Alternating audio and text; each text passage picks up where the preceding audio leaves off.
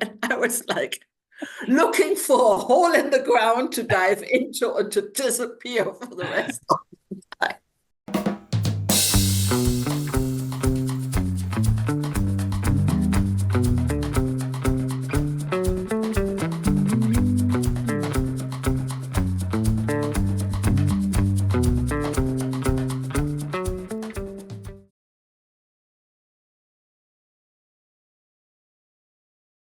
Now, CalTech also was willing to give me the position. And there I made a complete fool out of myself, I thought.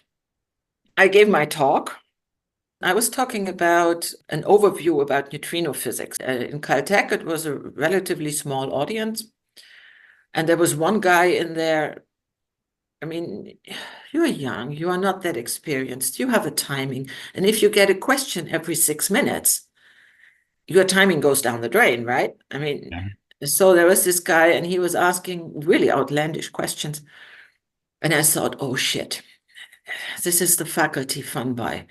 We have had that in Hamburg. This guy was actually a carpenter and he wanted to prove that, or he always gave the proof that the pi was rational. So I thought it was somebody like this, at some point they start disturbing. And there was one thing at the time we had measured in our collaboration, that unitarity was violated by Six Sigma. And that was by dumping a beam into a copper block and looking how many muon neutrinos and electron neutrinos you get out. And according to what was known then, it should be the same amount. And we had measured like a factor of 6. It was completely off, 6 sigma off. And of course, there was a lot of discussion about it.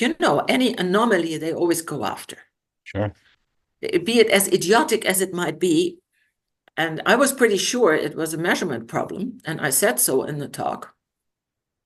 And I came sort of towards the end. And I have to admit, the guy got on my nerves. So then he asked, well, but let's assume it is not a measurement error. What could it be? I said, I have no clue. Nobody has a clue. But I think that's a problem with the beam. The beam is sort of pretty wide, and then it goes along the walls, and then something happens in the wall of a beam pipe. Yeah, but forget the beam pipe. Do you have any idea what this could be? I said, no, I haven't. And he said, well, it's interesting. If I have some time, I will think about it. And I said, if you haven't got anything better to do. You said that? And well, I thought it was the carpenter who was always sitting in. And yeah, I mean, I still was jet lagged. I was young, and I wanted to finish my talk. So I finished my talk. And it seemed to be well received, general. And then this guy came over. And I thought, no, the host should protect me.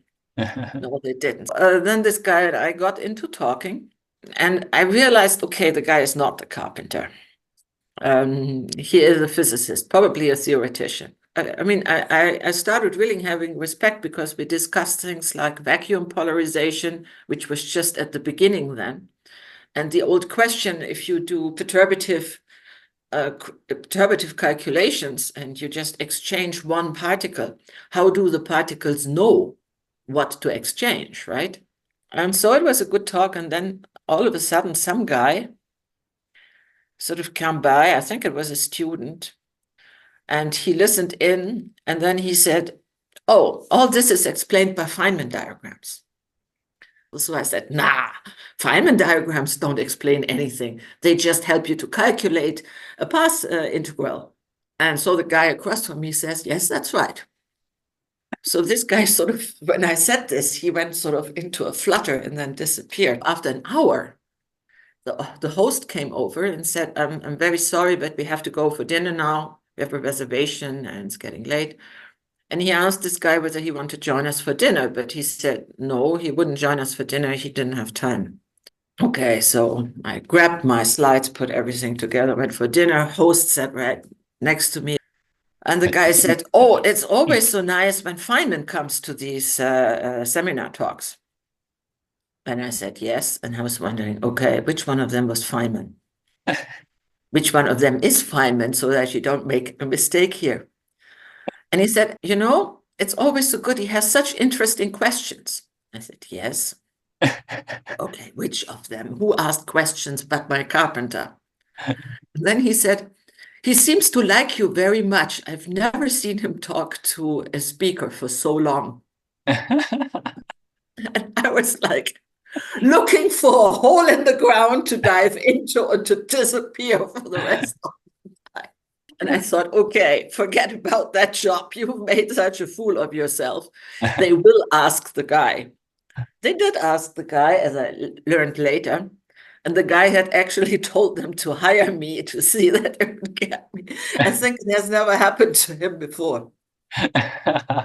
So what I did from then on, I always said, if you apply for some job somewhere, look through the list of faculty and look at the pictures.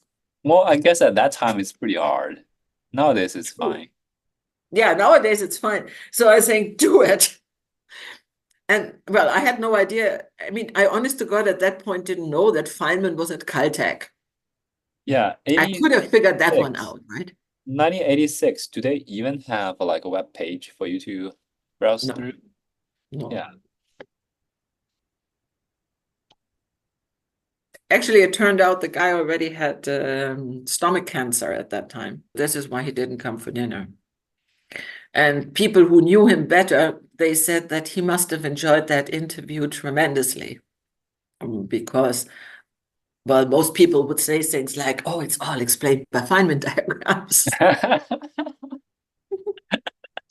And I think rarely somebody told him that they don't explain anything, which, by the way, is true. But